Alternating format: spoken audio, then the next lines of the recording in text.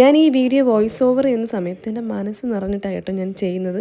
കാര്യം എന്താണെന്നൊക്കെ വഴിയെ പറയാം. അപ്പം നമ്മൾ ഈ കാറിൽ ഇങ്ങനെ കുത്തി നിറച്ച് എവിടെ പോകാമെന്ന് വെച്ചാലും എല്ലാവരും തെക്കുന്ന ആൾക്കാരായതുകൊണ്ട് ഫാബ്രിക്കൊക്കെ വേണമായിരുന്നു. അപ്പോൾ നമ്മൾ കരുതി എല്ലാവർക്കും പിന്നെ ഒരുമിച്ച് പോയി എല്ലാം എടുത്ത് ഒരു ദിവസം കൊണ്ട് തന്നെ തീർക്കാമല്ലോ. അപ്പോൾ ഞങ്ങൾ ഫാബ്രിക് എടുക്കാനായിട്ട് നമ്മൾ ട്രിവാൻഡ്രത്തെ ബോംബെ ടെക്സ്റ്റൈൽസാണ് പോയത്.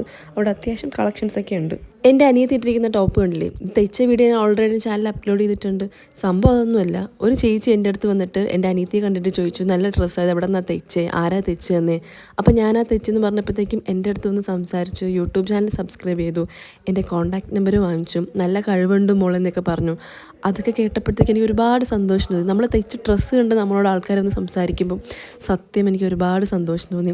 അപ്പോൾ നമ്മൾ ഈ ബോംബെ ടെക്സ്റ്റൈൽസിൽ നിന്ന് കുറച്ച് അധികം മെറ്റീരിയൽ നോക്കിയിട്ടുണ്ടായിരുന്നു. ഞാൻ എടുത്ത മെറ്റീരിയൽ ഏതൊക്കെയാണെന്ന് ഞാൻ വഴിയെ കാണിക്കാൻ കേട്ടോ. ഈ പിങ്ക് കണ്ടില്ല, എനിക്ക് കണ്ടപ്പോൾ തന്നെ ഇഷ്ടപ്പെട്ടു.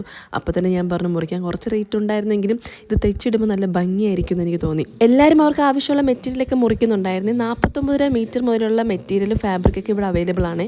പിന്നെ കൂടിയതൊക്കെ ഉണ്ട്. ഇതെൻ്റെ വേറൊരു കസിൻ സിസ്റ്ററായിട്ടോ. അപ്പോൾ ഞാൻ എല്ലാവരെയും വീട്ടിൽ കാണിക്കാമെന്ന് വിചാരിച്ചു. അപ്പോൾ ഈ രണ്ട് കാണിക്കുന്ന മെറ്റീരിയലിൽ നിന്ന് ഞാൻ ഈ മെറൂൺ പോലത്തെ ഈ കളറില്ലേ അത് ഞാൻ എടുത്തിട്ടുണ്ട്. ആ പച്ച എനിക്ക് ഓൾറെഡി കുറേ പച്ച ഇരിപ്പുള്ളതുണ്ട്. അപ്പോൾ ഞാൻ എടുത്ത മെറ്റീരിയലൊക്കെ ഇതൊക്കെയാണ്.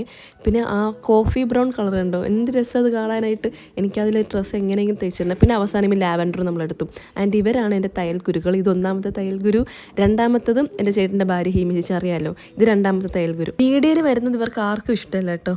ഒരു സാധനം ഇത് തല തെറിക്കാത്തൊരു സാധനം, ഇത് തല തെറിച്ച് മറിഞ്ഞൊരു സാധനം. തല തെറിച്ചത് മനസ്സിലായില്ല, ഒന്നുകൂടെ പറ.